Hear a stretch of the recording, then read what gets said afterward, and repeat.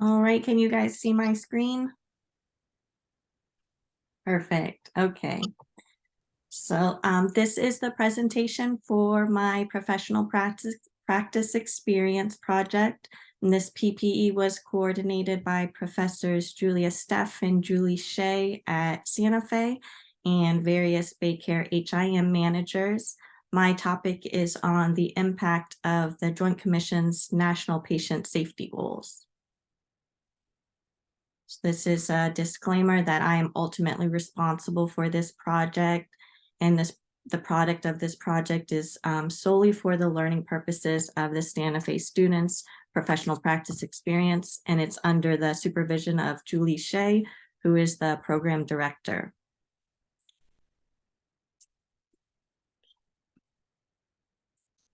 So I think you guys all know me, but my name is Megan Moran.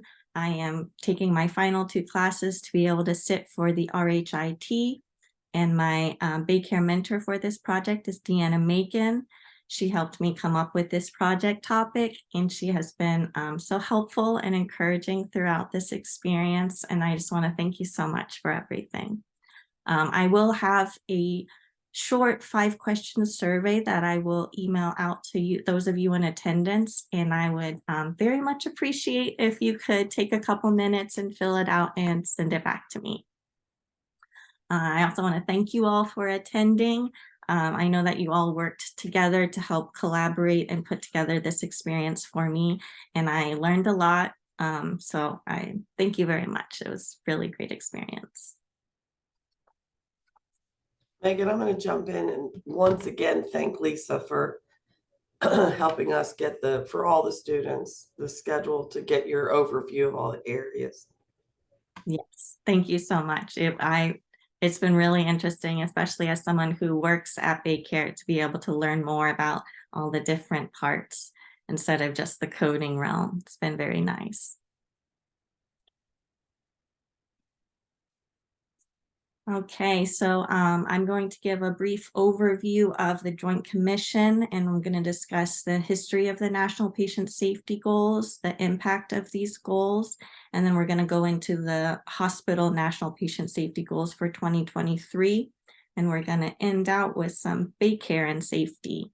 And before I get started with that, I'm going to go over Baycare a little bit. This isn't going to be new information for any of you in attendance. You'll all know this. But everything that I've included about Baycare in this presentation is publicly available information.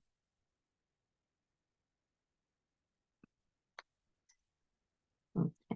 So Baycare was formed in 1997 by hospitals that wanted to provide not-for-profit healthcare to the Tampa Bay community. Baycare is an integrated system of 16 hospitals, 193 physician practice locations, 21 urgent care centers, 4 surgery centers, and 15 outpatient imaging facilities. In 2022, Baycare discharged over 158,000 patients from their hospitals and performed over 85,000 outpatient surgeries. The average length of stay is 4.5 days, which is less than the national average of 5. And the rate for complications and patient outcomes is 0.85, which is also lower than the national average of 1.04. Baycare employs over 29,000 team members, and their mission is to improve the health of everyone they serve through community-owned services that set the standard for high quality and compassionate care. And in 2022, for the 4th year in a row, Baycare was ranked in the top 20% of US health systems for clinical excellence. So patient safety affects all healthcare settings, but this presentation is going to focus on hospitals, employees, patients, family members, visitors, vendors, all can be impacted by or have an impact on patient safety. And the Joint Commission was founded in 1951 and is the nation's oldest not-for-profit accrediting entity in healthcare. They accredit a lot of different places, but I'm just going to give a few examples. They have critical access hospitals, behavioral health care, nursing care centers, home care, ambulatory health care, assisted living communities, and of course, hospitals. Our accreditation surveys are conducted every 3 years. And the Joint Commission's mission is to improve quality and patient safety in healthcare by setting quality standards, evaluating an organization's performance, and providing education, resources, and solutions to support continuous improvement in healthcare. And about 20 years ago, the Joint Commission established the National Patient Safety Goals program. So these were the National Patient Safety Goals were established in 2002, and they were implemented on January 1st, 2003. The goal was to address areas of concern related to patient safety for their accredited organizations. The National Patient Safety Goals are created for every type of organization that the Joint Commission accredits, but like I've been saying, we're just focusing on the hospitals.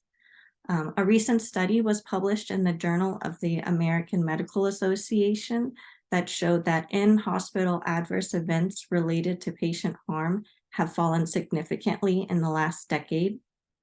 Some of the events that were reviewed include adverse medication events and hospital-acquired infections. So this decrease in adverse events is in correlation with the joint effort of many organizations to improve patient safety. And while this report does not specifically link the National Patient Safety Goals to that reduction, it does discuss the continued effort to deliver safe and effective healthcare, which is a mission of the Joint Commission and their National Patient Safety Goals. So I think it is safe to say that the National Patient Safety Goals have helped contribute to the decrease of these adverse patient events in hospitals. So here we have the 2023 Hospital National Patient Safety Goals. As you can see, there are 8 of them. So the first one is identify patients correctly by using 2 identifiers, improve staff communication by making sure that important test results get to the right staff member on time, prevent infections by using the CDC's hand washing guidelines and set goals to improve hand washing. Make sure that alarms on medical equipment are heard and responded to on time, and use medicines safely by ensuring that medicines are labeled before a procedure. Take extra care with patients who use blood thinners, and record and pass along the correct information regarding a patient's medicines. Identify healthcare disparities in the patient population and formulate a written plan with ways to improve this. Identify patient safety risks and reduce the risk for suicide. And then prevent mistakes in surgery by making sure that the correct surgery is performed on the correct patient and on the correct area of the body. So now we'll get into some of Baycare and safety. Safety is an important aspect of Baycare's everyday operations. According to Leapfrog ratings, Baycare hospitals achieve the standards in safe medication ordering, reconciliation, and administration, as well as preventing and responding to patient harm, which for their ratings includes taking steps to prevent errors, hand washing, and responding to never events. There is some room for improvement in healthcare-associated infections for some of the hospitals. Baycare has a patient safety document that is available on their website, and this discusses steps that they take to improve patient safety. So one of those is a no pass zone, which means that no team member will pass a call light without assessing the patient's needs. Every patient is also assessed for the risk of falls, and this is done continuously throughout their stay. All healthcare providers must identify patients by their name and their date of birth. And it also discusses hand hygiene and states that healthcare providers, patients, and visitors should all be diligent while also linking to the CDC's hand washing guidelines. So as we just talked about, you can see there's a big overlap between what Baycare has laid out for their safety and what the Joint Commission's National Patient Safety Goals are. Okay, so the Joint Commission has focused on safe, effective healthcare for over 70 years, and for the last 20 years, the National Patient Safety Goals have been used to focus specifically on the patient safety in healthcare. And as we talked about, it has been shown that adverse medical events and medication errors have significantly decreased in the last decade.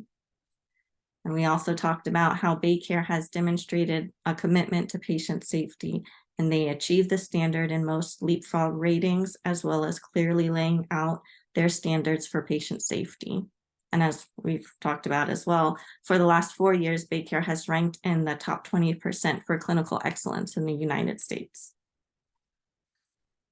So as healthcare continues to change and evolve, patient safety should remain a concern and a priority. Accrediting bodies, regulatory agencies, and healthcare organizations should all work together to be ensuring that patient safety remains a priority. And in the HIM world, we don't typically have a lot of face-to-face with the patients, but we do deal a lot with the documentation.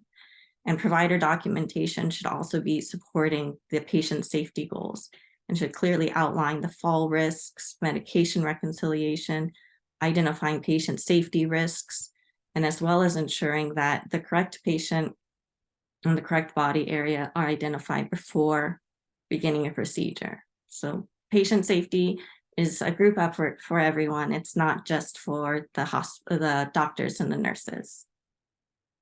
And at this last bit, we'll have, these are my references for this presentation. Does anybody have any questions for me? Did a great job, Megan. Thank you. Thank you. Kathy, I think we found a new speaker for the meeting. Oh, no. And with the PowerPoint, very well. Very, yeah. Very nice. A lot of great information that you were able to put together. Thank you. Excellent. All right, I'm gonna, let me see, I'll stop the, oh, Zoom, you're confusing me. Okay, I can stop